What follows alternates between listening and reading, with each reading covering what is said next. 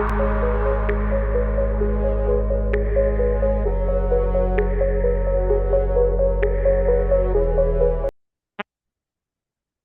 আসসালামু আলাইকুম গাইস। তো আজকে আমরা দেখবো কিভাবে সিএসএস এ একটা গ্যালারি তৈরি করা হয়। দেখো এখানে গ্যালারি বলতে কি বোঝায়? গ্যালারি বলতে বোঝায় যে অনেকগুলো ইমেজ একসাথে পাশে থাকা অথবা নিচে নিচে থাকা। দেখো এখানে আমরা একটা ডেমো দেখাইছি। একটা আছে তোমার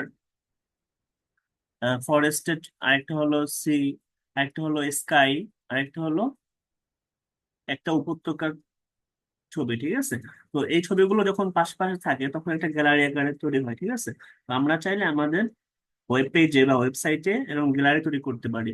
ঠিক আছে, তো এই ছবিগুলোকে আমরা এরকম দিতে পারি, ট্রানজিশন কিভাবে হবে, ঠিক আছে, সেটা দিতে পারি। বাট আমাদের কি হবে, আমরা সাধারণত একটা ইমেজ কিভাবে এটা অ্যাটাচ করব সেটা হলো বিষয়।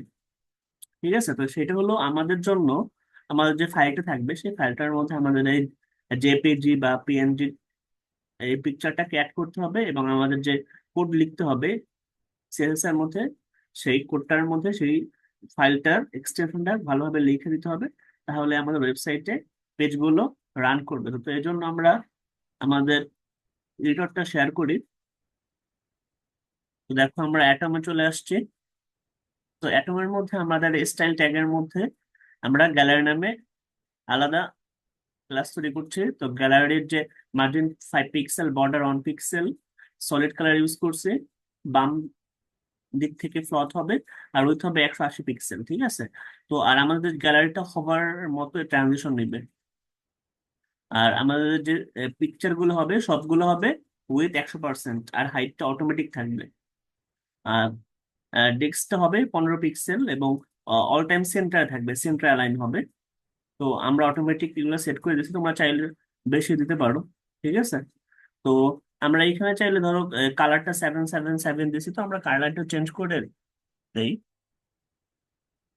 ঠিক আছে, আমরা কালারটা চেঞ্জ করে দিলাম যেটা আমরা দিচ্ছি মতো, এবং কন্ট্রোল এস দিয়ে আমরা সেভ করে দিলাম।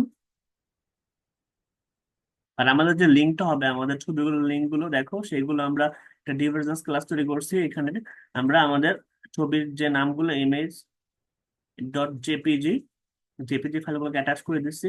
এরকম ভাবে সেকেন্ডটার দেখো আমাদের alternate image underscore forest dot JPG, ফরেস্টের জন্য দিয়ে দিচ্ছি। এটার উইথ 600, হাইট 400 দেওয়া হয়েছে।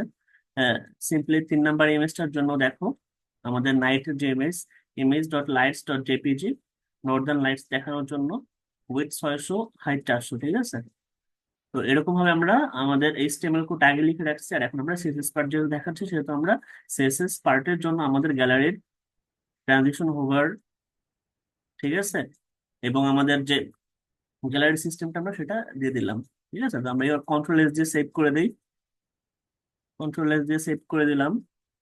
তো আমরা আমাদের আউটপুটটা শুরু করি। তো দেখো এরকম ভাবে 4টা ইমেজ চলে আসছে। আর এখানে আমরা বলছি যে add description of the image, মানে আমরা চাইলে এখানে ডেসক্রিপশন অ্যাড করতে পারি, যেরকম এটা সি, এটা ফরেস্ট, এটা নর্দার্ন লাইটস, আর এটা হলো কি একটা ভ্যালি বা উপত্যকার ছবি। এরকম ভাবে চাইলে তোমরা যে কোনো সময় যে কোনো ছবি ওয়েবসাইটে যে কোনো জায়গায় অ্যাড করতে পারবা।